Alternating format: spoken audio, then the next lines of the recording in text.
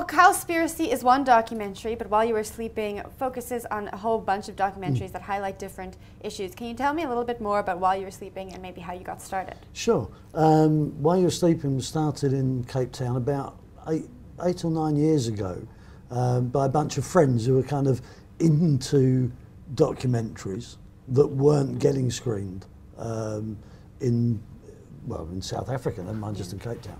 The kind of films that, you know, they spark an interest, but they're not going to go on circuit. You're not going to see them at Stu Kinnacor or Cinema Nouveau.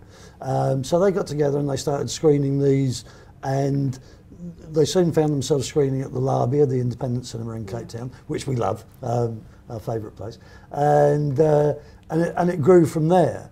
And around, I suppose 5 or 6 years ago, I was going to see a lot of the films they were showing because I'm interested in that kind of stuff. And I'd come from London, you know, and in London, whilst you do, it's a big enough place, you get that.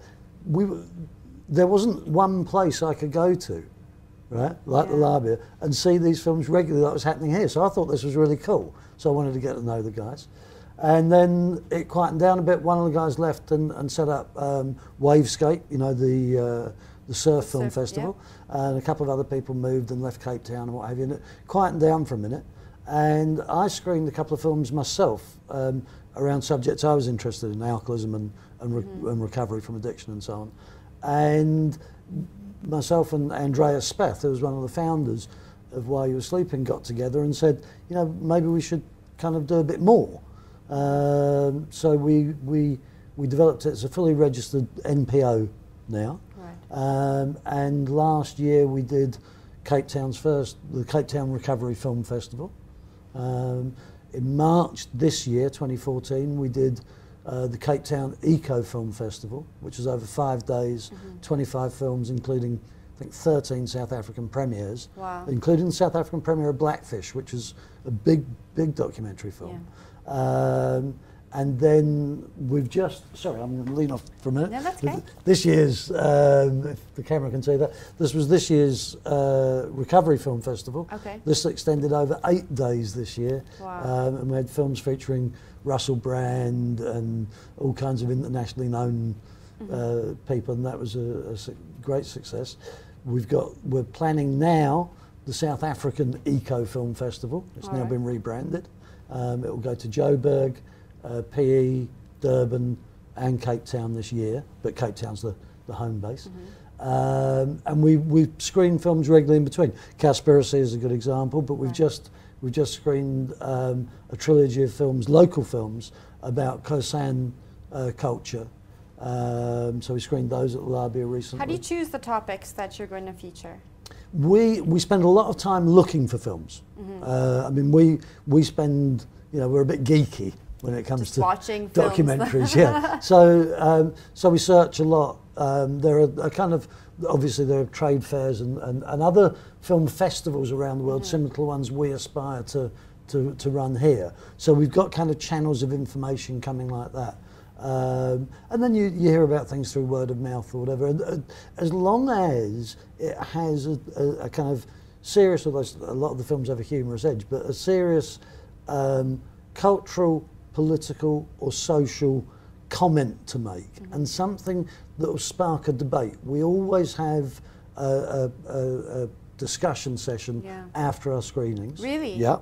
And we try where we can to get one or two kind of, I don't like using the word experts, but certainly people who are knowledgeable in the field to come in and maybe give their take on the film, what they thought about it, and to answer specific questions that people in the audience might have. But it's as much as to let people in the audience voice what they're feeling about what they've seen.